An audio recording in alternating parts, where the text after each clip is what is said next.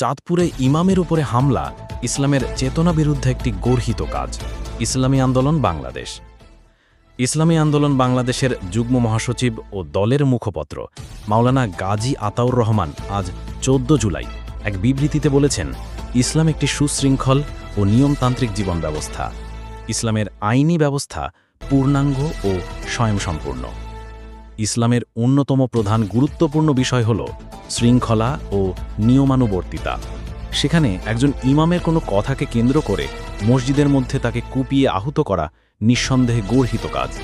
এটা ইসলামের শিক্ষা, দর্শন ও চরিত্রের সাথে সাংঘর্ষিক একটি অপরাধ। ইসলামী আন্দোলন বাংলাদেশের মুখপত্র বলেন, ইসলাম সম্পর্কে আলেম ও খতিবের বা কারো কোনো শব্দচয়ন বা বাক্য বা মন্তব্য যদি কারো কাছে আপত্তিকর বলে মনে হয়, তাহলে বিষয়টি সমাধান করার জন্য উলামায়ে কেলাম আছেন, ইসলাম বিশেষজ্ঞগণ আছেন।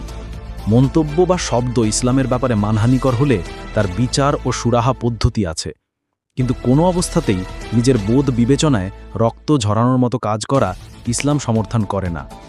চাঁদপুরের ঘটনা ইসলাম সম্পর্কে মানুষের মধ্যে ভুল ধারণা জন্ম দেবে এবং নৈরাজ্যকর পরিস্থিতি তৈরি করবে।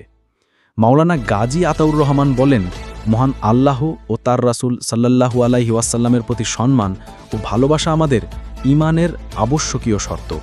এটা আমাদের ঐক্য ও সংহতির ভিত্তি।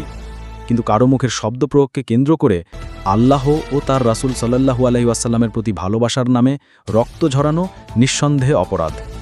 এটা ইসলাম সমর্থন করে না, বরং এই ধরনের আচরণের মাধ্যমে ইসলাম সম্পর্কে ভীতি ছড়িয়ে পড়বে।